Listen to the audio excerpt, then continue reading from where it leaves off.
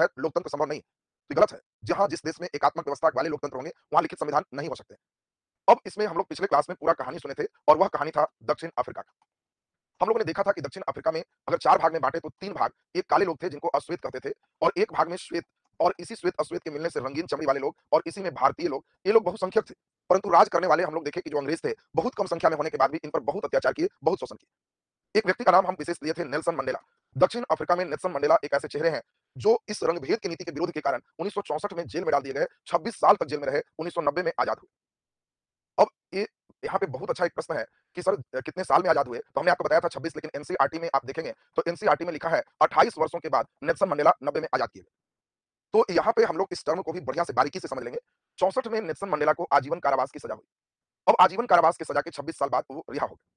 लेकिन अगर Nelson Mandela के कैद की बात होगी कि कब कैद किए गए, तो आपको ध्यान रखना है 1962 में ही कैद हो गए थे। कैद के बाद वहीं मुकदमा चला, 64 में आजीवन कारावास है तो बिल्कुल सही 26 है। आजीवन कारावास के कितने साल के बाद छूटे तो 26। अब कितने साल कैद में रहने के बाद रिहा हुए तो आंसर एनसीईआरटी वाला 28, ये भी सही आंसर है। तो ये पिछले क्लास में हम लोग पूरे इनका सुन चुके थे। आपने ये भी देखा कि नेल्सन मंडेला जब संविधान बनाने की बारी आई, 26 अप्रैल 1994, ये डेट बहुत इंपॉर्टेंट था और आपको पिछले क्लास में भी कहे थे कि इसको एकदम रट जाओ। इसी दिन दक्षिण अफ्रीका गणतंत्र बना और नेल्सन मंडेला यहाँ पहले अश्वेत राष्ट्रपति बने।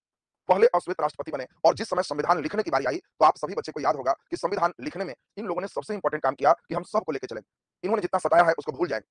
कोई रिएक्शनेबल सिस्टम नहीं लाएंगे। ऐसा कुछ नहीं करेंगे जिसमें लगे कि हम प्रतिक्रिया कर रहे हैं, हमारा भेदभाव है। उन्होंने भेदभाव किया, इसी कारण हमारी सरकार बनी। हम कोई भेदभाव नहीं करें और विश्व को एक ऐसा संदेश दिया, एक ऐसा संविधान दिया जो बाकी के लिए भी अनुकरणीय रहा। ये पिछले क्लास में हम लोग पूरा सुन चुके थे। आज का क्लास बहुत इंपॉर्टेंट है। भारत के संदर्भ में हम लोग को इस लेसन में पढ़ना है।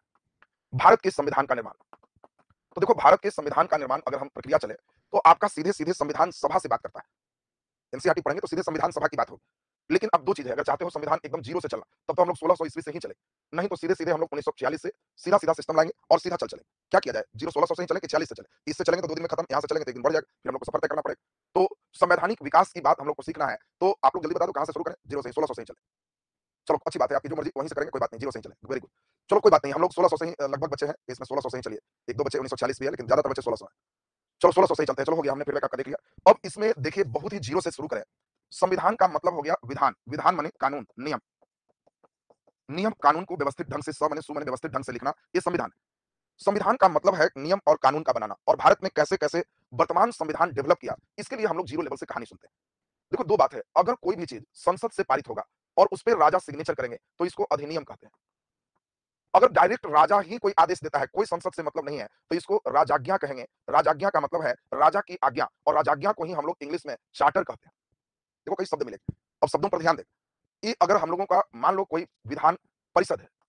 अब विधान परिषद का मतलब है विधान कानून बनाने वाला कई व्यक्तियों का समूह, विधान परिषद। अगर यह कोई नियम लाता है, तो इसको परिषद अधिनियम कहेंगे। देखो अब आपको बीच-बीच में आया कि 1861 के भारत परिषद अधिनियम। तो आप समझ लोगे कि वो इस समय परिषद का निर्माण हो चुका है। जिस समय हम कहेंगे कि नहीं परिषद अधिनियम नहीं है, डायरेक्ट कहेंगे चार्टर एक्ट। तो आप समझ लोगे कि चार्टर एक्ट का मतलब है राजा की आज्ञा और डायरेक्ट राजा आदेश दे रहे हैं, संसद से कोई लेना-देना नहीं। तो बस बात बेसिक जीरो से शुरू कर रहे हैं। जिस समय यूरोपीय कंपनी का भारत आगमन पुर्तगाल के द्वारा प्रारंभ हुआ, उस समय इंग्लैंड की जो महारानी थी, उनकी इच्छा हुई कि इंग्लैंड के भी कुछ व्यक्ति भारत में जाएँ और वो भी भारत में एक बढ़िया-सा व्यापार, बढ़िया-सा बिज़नेस करें। और इसके लिए आपको याद होगा 1600 ईस्वी में वहाँ के राजा का आदेश था, तो इसको 1600 का चार्टर कह सकते हैं। इसमें कोई संसद नहीं है, क्योंकि 1600 में सीधे चार्टर की बात हो रही है। और सारे बच्चे को ये मालूम होगा 31 दिसंबर 1600 रानी का आदेश हुआ, राजाज्ञा हुआ, चार्टर मिला कि 15 साल के लिए एक कंपनी होगी जिसका नाम होगा ईस्ट इंडिया कंपनी और ईस्ट इंडिया कंपनी को 15 साल के लिए ही भारत में समुद्री मार्ग से व्यापारिक एकाधिकार प्रदान किया जाता है। ये सिर्फ एकाधिकार व्यापारिक है, मतलब समुद्र के मार्ग से इंडिया की ओर ये सिर्फ और सिर्फ अगर इंग्लैंड का कोई व्यक्ति बिज़नेस करेगा, तो वो ईस्ट इंडिया कंपनी के व्यक्ति होंगे। अगर इंग्लैंड के दूसरे व्यक्ति कोई सामान बेचते पकड़े जाएँगे, तो उनको जो है सज़ा होगी, वे निश्चित रूप से उन पे पनिशमेंट होगी। यानी 15 साल सिर्फ और सिर्फ एक कंपनी और वो कंपनी ही सिर्फ समुद्री मार्ग से बिज़नेस कर सकती है। इसको कहते हैं व्यापारिक एकाधिकार, एकदम एक अधिकार हो। सबसे बड़ा सवाल उठता है कि कंपनी में होंगे कौन? तो हुआ कि इस कंपनी के लिए कोई भी व्यक्ति 1000 पाउंड रुपया लगाओ और इसका एक मालिकाना हक प्राप्त करो। मालिकाना हक को प्रोप्राइटर कहते हैं, प्रोप्राइटर मतलब मालिक। लगभग शुरुआत में 217 लोग लगाए, धीरे-धीरे 1000 व्यक्ति से भी पार कर गए। जो-जो अमीर लोग थे, यहाँ तक कि संसद के भी लोग, राजा के भी पैसा, सब लोग लगाए। और इसी को हम लोग कहें कि यह कोर्ट ऑफ प्रोप्राइटर हो गया। कोर्ट ऑफ प्रोप्राइटर में हजारों व्यक्ति हो गए। ये कोर्ट ऑफ प्रोप्राइटर का मतलब है जो व्यक्ति पैसा लगाए, वो सब इसके प्रोप्राइटरशिप है। सबको मालिकाना हक है। जो प्रॉफिट होगा सब मिलके लेंगे। लेकिन धीरे-धीरे हुआ कि अब 1000 व्यक्ति हो गए, तो कैसे डिसीजन हो? तो राजा का यही आदेश हुआ इस समय कि नहीं, इसमें हम लोग अलग से कोर्ट ऑफ प्रोप्राइटर ये अलग है, मालिक है। इन मालिकों में से हम कुछ को कोर्ट ऑफ डायरेक्टर बनाएँगे। डायरेक्टर का मतलब निदेशक मंडल। हम इसमें कुछ लोग को डायरेक्टर बनाएँगे, उनकी एक मीटिंग होगी, डायरेक्टर अपने से एक अध्यक्ष चुनेंगे, एक उपाध्यक्ष चुनेंगे और ये फिर किसको बनाएँ? तो हुआ कि ये डायरेक्टर में 24 व्यक्ति बैठेंगे और हर 1 साल में 24 को हटा के फिर अगला 24, अगला 24, अगला 24 सबको मौका हम लोग देंगे। सबको 1 साल अपने इस जो है कोर्ट ऑफ डायरेक्टर, यहाँ है कोर्ट ऑफ प्रोप्राइटर, ये मालिकाना हक है, ये निदेशक मंडल और इनको ये अधिकार दिया गया कि जाइए भारत में इस तरह से आपको सिस्टम चलाना है। ये देखो उस समय का संविधान सिर्फ इतना ही रहा। इस संविधान से हमने देखा कि क्या है, एक चार्टर आया, राजा का आदेश है, 15 साल के लिए व्यापारी का अधिकार है, जो भी 1000 पाउंड लगा रहे हैं, वो कोर्ट ऑफ प्रोप्राइटरशिप मालिकाना हक में हुआ रहे हैं, इसी में से कोर्ट ऑफ डायरेक्टर निदेशक मंडल बन रहा है, ये 24 कोर्ट ऑफ डायरेक्टर में है, 1 साल के लिए चुना गया, 1600 के बाद अब 1608 से उनका आगमन शुरू हो गया। आने लगे, सब चीज़ बिज़नेस चल रहा है, सब चीज़ सही है, कहीं कोई ज़्यादा दिक्कत नहीं। धीरे-धीरे अब आपको देखना है कि अंग्रेजों का क्षेत्र बढ़ गया, अब धीरे-धीरे उनको बंबई भी मिल गया, धीरे-धीरे उनको कलकत्ता में भी रहना था और धीरे-धीरे मद्रास में भी रहना था। 3 सिस्टम हो गए।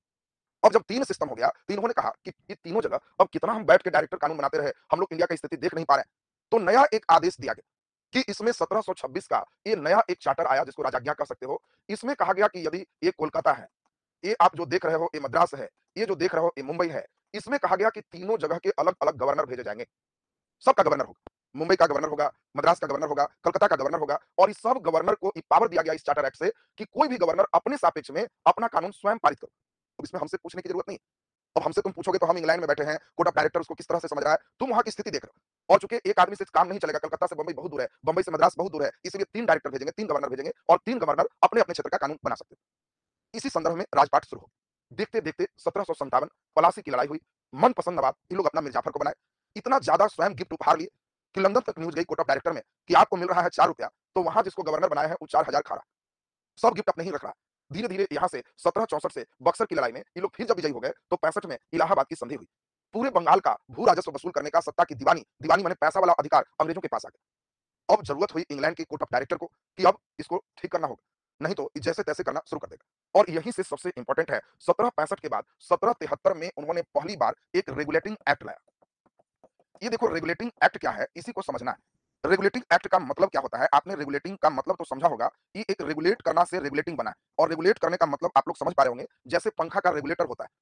कई बार मौसम ऐसा हो जाता है पानी पड़ने से कि पंखा चला दिए तो ठंडा लगने लगा और बंद कर दिए तो गर्म। तब जरूरत होती है रेगुलेटर का। रेगुलेटर क्या करता है? एक पर करेंगे धीरे चलेगा, दो पर थोड़ा तेज, हमें जितनी जरूरत है उतना पर करके खूब मिजाज से हवा लेते रहते हैं। बस रेगुलेटिंग बोलेंगे तो आपको यही रेगुलेटर समझना है। यही रेगुलेटर और 1773 में यही रेगुलेटर आया कि ये गवर्नर बड़ा कमाल किया, पूरे बंगाल कब्जा कर लिया। ये दोनों को सीखना चाहिए था और इसीलिए पहला बार ये कहा गया कि जो बंगाल का गवर्नर है, ये बंगाल का जो गवर्नर है, इसको गवर्नर जनरल कहा जाएगा और मद्रास वाला गवर्नर का गवर्नर रहेगा और मुंबई वाला गवर्नर का गवर्नर रहेगा। सर फिर इसको गवर्नर जनरल क्यों कहा गया? रेगुलेटिंग एक्ट कहता है कि ये दोनों गवर्नर अब इसके अधीन रहेगा। इसको सीखना चाहिए और इसको सीखना चाहिए कैसे काम किया, यानी गवर्नर तीनों जगह भेजेंगे, लेकिन जो बंगाल में गवर्नर भेजेंगे, वो गवर्नर जनरल कहलाएगा बंगाल का। क्वेश्चन पूछेगा कि किस अधिनियम से मुंबई और मद्रास के गवर्नर को बंगाल के गवर्नर के अधीन किया गया? तो रेगुलेटिंग एक्ट 1773। इतना ही नहीं, बहुत इंपॉर्टेंट। अब चूंकि हमने बात बताया रेगुलेट करना, तो वो जान रहे थे कि बंगाल का गवर्नर जनरल, अब ये नहीं कि हम इन दोनों के अंदर कर दिए तो जो चाहे जो करे। पहला तो एकदम स्पेसिफिक है कि कोई भी गवर्नर उपहार स्वयं नहीं ले सकता। गिफ्ट वगैरह जो है कंपनी का है, लंदन भेजो। अगर हमको मालूम चल गया कि गिफ्ट लिया है, उपहार लिया है, तो उसको यहाँ से छुट्टी करेंगे, पनिशमेंट करेंगे। फिर नया चीज किया गया, कोर्ट ऑफ डायरेक्टर में अब संख्या बढ़ गए थे। तो उसमें किया गया कि जो 24 सदस्य थे कोर्ट ऑफ डायरेक्टर का, उसमें 1/4 सदस्य प्रत्येक वर्ष हटा दिए जाएंगे और ये जो है इनके कार्यकाल बढ़ाए जाएंगे। कितना? हर साल हम चुनते जाएंगे। कार्यकाल पहले से जो 1 साल चल रहा था, इसके कार्यकाल को 4 साल कर दिया गया। कारण क्या था? अचानक सबको हटा के अचानक सब नया मेंबर करने से समझने में दिक्कत आ रही थी। तो हुआ 6 हटेगा, 18 पुराना है, 6 नया डालेंगे, हर साल 6-6 नया होगा और बाकी हटते चला जाएगा। ये 4 साल जो एक बार नियुक्त हैं, वो चलते रहेंगे। अब देखो एक नया सिस्टम किया गया। सबसे बड़ा काम यही समझना है। इस रेगुलेटिंग एक्ट से पहली बार कहा गया कि जो गवर्नर जनरल है, वो भी जैसे-तैसे नहीं चले। गवर्नर जनरल जो हैं, वो भी अपना दिमाग से चलना ही नहीं है। इनको एक पर पंखा का कर दिया गया। एक पर का मतलब एकदम धीरे। इनके लिए एक कार्यकारिणी परिषद का गठन किया गया। कार्यकारिणी परिषद का मतलब अब एक नया सिस्टम है, आपको केवल साइन मोहर करना है। कौन काम होगा, नहीं होगा, ये कार्यकारिणी परिषद समझेंगे और इस कार्यकारिणी परिषद में सिर्फ 4 सदस्य भेजेंगे। ये चारों सदस्य वहां से हुए जो कोर्ट ऑफ डायरेक्टर थे, चुन देते थे और ये चारों सदस्य जो भेजे गए, इनकी ड्यूटी थी कि किसी भी काम के लिए आप आपस में सोचिए, इनको बैठाना जरूरी नहीं। जो आप तय कर देंगे बहुमत से, इसी चीज को ये चुपचाप मानेंगे, इनका टावर लगाना ही नहीं। एकदम कंप्लीट ए पर कर दिया। रेगुलेटिंग देखो यही, एकदम रेगुलेट करना कि जो बोले चुपचाप वही, टेल्टिना कुछ नहीं लगाओ। हाँ, अगर 2-2 से रह गए, 2 सदस्य कुछ बोल रहे हैं, 2 कुछ बोल रहे हैं, तो सिर्फ निर्णायक वोट आप देके वो काम कर सकते हो। अगर इन लोग 3-1 से पारित किए, 4-0 से पारित किए, तो चुपचाप मानना है, आपको एल्टिना लगाना ही नहीं। और सोचो कितना टाइट सिस्टम है, नाम का गवर्नर जनरल है, इनको कोई पावर नहीं, पावर सभी इनके कार्यकारिणी परिषद में। कार्यकारिणी परिषद जो डिसीजन बहुमत से देगा, सिर्फ वही करना है। इतना ही नहीं, इस समय पहली बार कहा गया कि कोलकाता में सुप्रीम कोर्ट की स्थापना होगी। अब बताओ, कोलकाता में सुप्रीम कोर्ट की स्थापना, आपसे बहुत अच्छा क्वेश्चन पूछा जाएगा कि कलकत्ता में सुप्रीम कोर्ट की स्थापना बोलो किसके द्वारा किया गया? तो ये 1773 के रेगुलेटिंग एक्ट के द्वारा पहली बार सुप्रीम कोर्ट की स्थापना हुई। ये 73 के एक्ट से आया, 1774 में पहला सुप्रीम कोर्ट, उस समय सुप्रीम कोर्ट ही कहलाता था, हाई कोर्ट नहीं। और आपको याद होगा पहला सुप्रीम कोर्ट के मुख्य न्यायाधीश कौन थे, ये कई बार पूछा जाता है। सुप्रीम कोर्ट के पहले मुख्य न्यायाधीश कौन थे? जल्दी से आंसर दे दो, ये तो हर बच्चे को नाम एकदम याद होगा। नहीं याद है तो एकदम ध्यान रखना है, एलिजा एम्पे। एलिजा एम्पे 1774 में ये सुप्रीम कोर्ट के मुख्य न्यायाधीश बनते हैं। इस सुप्रीम कोर्ट को अभिलेखीय कोर्ट घोषित किया गया। अभिलेखीय का मतलब हो गया कि जो फैसला ये देंगे, जो ये फैसला देंगे, उस फैसला को ही मान लो कि कानून, उस फैसला को ही कानून मान लेना है, उसमें दिमाग आगे नहीं लगाना, हर चीज लिखित नहीं है। किसी तरह का कोई चीज फैसला दिए तो वो एक अभिलेख है, आगे भी उसी का पालन किया जाएगा। ये देखो एक अभिलेखीय कोर्ट के रूप में एक बहुत बड़ा चेंजिंग रेगुलेटिंग एक्ट में। अब इस समय थोड़ी बहुत समस्या शुरू हुई। समस्या क्या शुरू हुई? इसमें अभी वर्णन नहीं किया हुआ था कि मद्रास का गवर्नर बात नहीं मानेगा तब क्या करेंगे? मुंबई का गवर्नर बात नहीं मानेगा तब क्या करेंगे? अब ये भी एक समस्या कह रहे थे कि 4 में 2-2 है, तो ये हमेशा होता ही नहीं है, 3 हो जाता है। इसलिए इसका सदस्य और कम कीजिए, 3 ही कर दीजिए, तब हमको काम करने में अच्छा रहेगा। अब देखिए बहुत सारी बात चल रही है। दूसरा ये 4 व्यक्ति कौन होंगे? ये सब सभी कोर्ट ऑफ डायरेक्टर तय करते थे, जो प्रोप्राइटर से लिए गए थे। अब इंग्लैंड की संसद भी चाह रही थी कि हम भी इसमें हस्तक्षेप करें, कारण भारत से पैसा आ रहा था। और इसी कारण से सबसे इंपॉर्टेंट बात अब यहां समझना है, 1773 के रेगुलेटिंग एक्ट के बाद 1784 में एक एक्ट आया जिसको पिट्स इंडिया एक्ट के नाम से जानते हैं। पिट्स इंडिया एक्ट बहुत ही इंपॉर्टेंट एक्ट है। इस एक्ट में जो भी रेगुलेटिंग एक्ट में कमी रह गई, उस कमी सभी को दूर किया गया। और पिट्स इंडिया एक्ट एक नया सिस्टम रहा।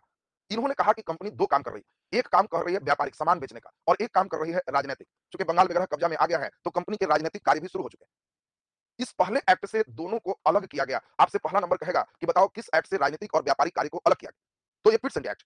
इसमें अब कहा गया कि देखो व्यापारिक के लिए ना कंपनी बनी थी, राजनीतिक तो भाग्य से। तो जो कोर्ट ऑफ डायरेक्टर हो, व्यापारिक को देखो। इतना ही नहीं जैसे हमारा कार्यकारिणी परिषद है, गवर्नर जनरल है, सब तुम देखो।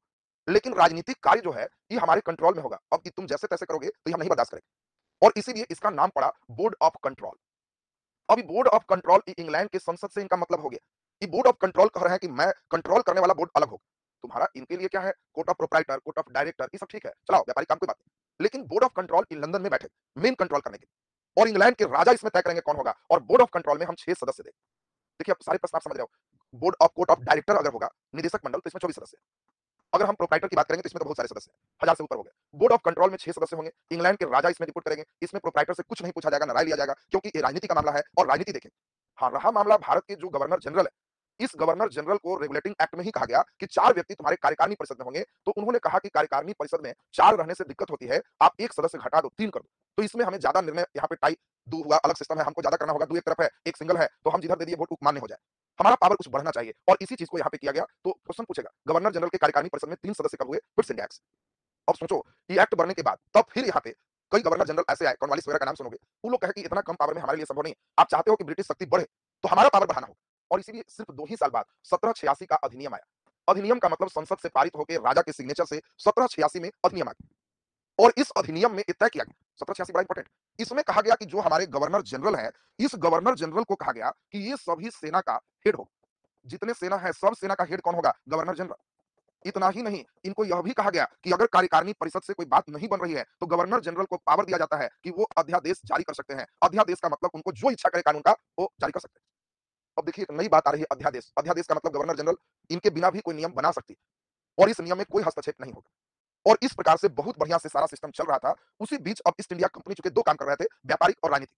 दोनों को अलग डिवाइड करके राजनीतिक का कंट्रोल संसद ने रखा है और व्यापारिक इनको दिया हुआ है। अब कितना चूंकि इनको तो शुरुआत में 15 वर्ष के लिए ही एक अधिकार मिला। अब पुनः राजा अब यहाँ पे कह रहा है कि हर 20 साल पर हम अब आदेश देंगे। ये राजा का आदेश है, तो इसको चार्टर कहा गया। हर 20 ईयर पर चार्टर आएगा। पहला चार्टर आपसे पूछा जाएगा 1793, 20 साल जोड़ दोगे 1813, 20 साल जोड़ दोगे 1833, 20 साल जोड़ दोगे 1853। इतने चार्टर एक्ट हैं, राजा का आदेश है।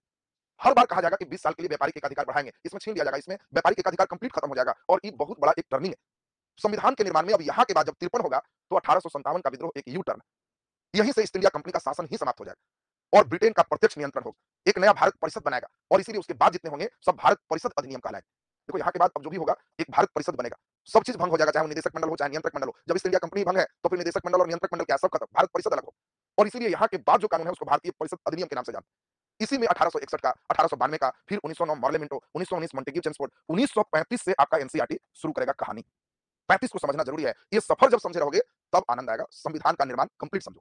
क्योंकि आप लोग जीरो से कहे, इसलिए हम कोशिश किए कि 1-2 क्लास बढ़ेगा, कोई बात नहीं। खूब आराम से चले। अभी तक जितना हुआ है डाइजेस्ट करना, बढ़िया से सुन के पचा लेना। अगले दिन चार्टर से लेके 35 तक पहुंचेंगे, तब संविधान सभा और आगे की पूरी बात चलेगी।